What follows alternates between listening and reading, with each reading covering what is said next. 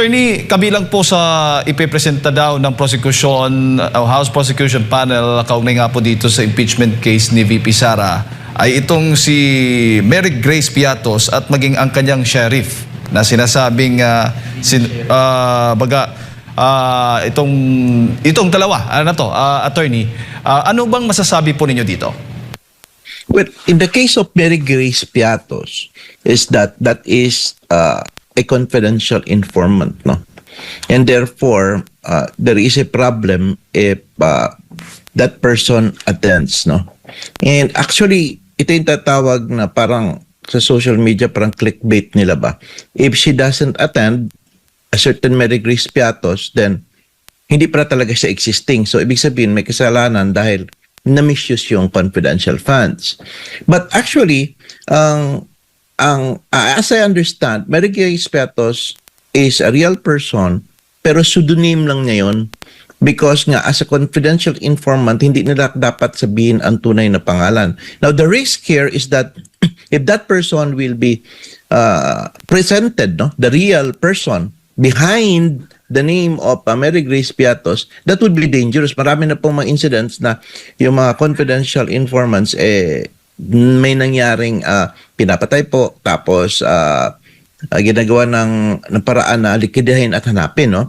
So, that would be very dangerous. I do not know, and you know for a fact that sino po interested talaga malaman ito sa kanila, yung mga confidential informants na ito, is of course, yung side na interested na pinaprotektahan po yung activism at saka pag-recruit ng mga bataan para dalhin sa mountains, no? Doon kay Mary Grace Piatos, para na rin sa kaalaman ng ating mga kababayan, bakit nasama po nila itong Mary Grace Piatos na ito ay para po doon sa maling paggamit ng 612.5 million pesos na confidential funds ng Office of the Vice President at ng Department of Education. At ayon nga, nitong si House Prosecutor at Representative Terry Ridon, ang pagpapatunay daw yung sa pagiging totoo o kathang isip lamang ng pangalang ito ang magsisilbing matibay na ebidensya kung nagkakaroon ho ba ng korupsyon o peking resibo. Kung maalala po natin, itong si Mary Grace Piatos, doon sa investigasyon po ng Kamara noong 2024, lumitaw po ito dahil ito raw yung pumipirma o lumalagda po sa mga acknowledgement receipt ng pagtanggap ng confidential funds. Attorney. Well, as I understand is that ganito po yan.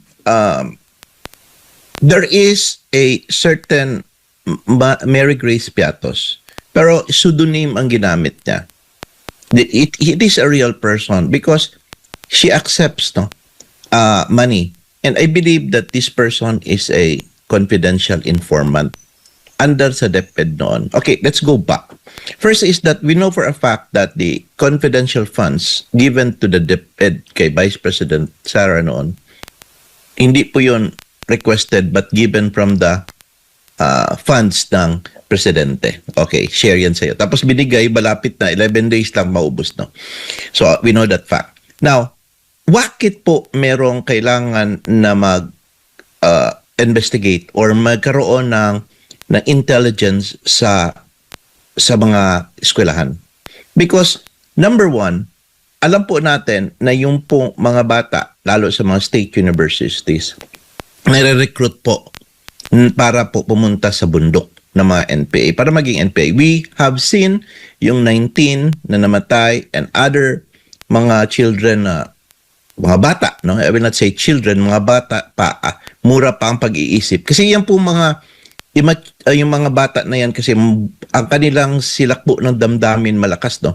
And kanilang sense of maturity hindi pa po ganap, no? So ibig sabihin, yun po ang kanilang i-manipulate, ito pong grupo ng mga NPA, and then they will recruit them and bring them to the mountains. Kaya nga nangyari, maraming mamatay. So I believe that one of the reasons for this confidential funds is to infiltrate this, no?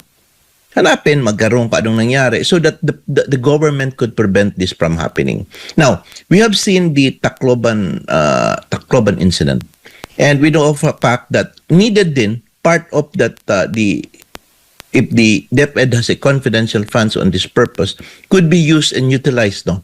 Not only to gather information through yung yung mga confidential informants, but to stretch the intelligence networks to determine and prevent this kind of issue. So, ibig sabihin po, correct po yan. Allowed po talaga dapat yan, no? Kasi the president himself, kung siya magawa, pwede man. Ang ginawa lang niya, dinelegate lang niya doon kay BP. Nagkataon kasi siya ang deputy secretary. But he has that confidential funds to do that, no? To give it to hanapin niya doon para pasukin yung mga sa DepEd or sa mga schools and everything, no? So what I'm trying to say is that this person na kung tumatanggap po, siya po yung nabibigyan ng information, siya po yung nakakaalam po kung anong nangyayari, tapos nakaka-provide siya ng magagandang mga intelligence para ma-prevent yung mga ganitong bagay, kailangan magamit po siya ng pseudonym, yung hindi totoong pangalan. So sa gayon po, maprotektahan din. Siya kasi pag malaman po ito totoong pangalan niya at mag-leak, pwede po nga siyang ipapatay or ihahunting nitong mga grupo ng NPA na naapektahan sa kanyang mga confidential information.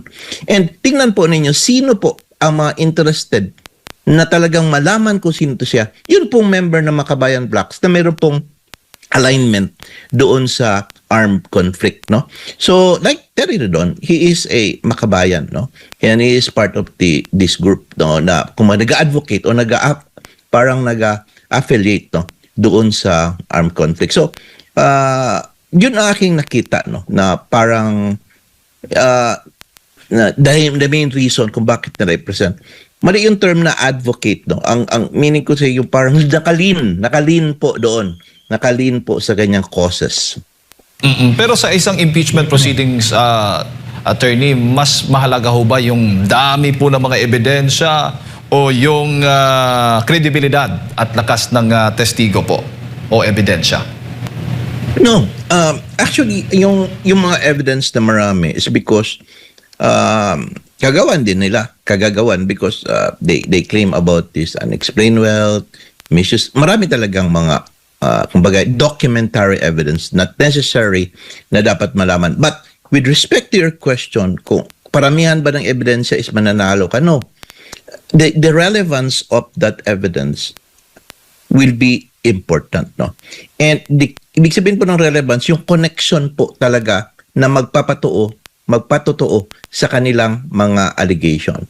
It must be a direct and real evidence to prove the fact that indeed there was a commission of an offense or wrong by the Vice President. Because otherwise, kahit anong kapal po ng ebidensya mo, kung wala naman yan siyang relasyon, no? Ito we talk about both the prosecution and defense. Kung wala naman siyang relasyon sa nirereklamo po, hindi po yan siya papayagan.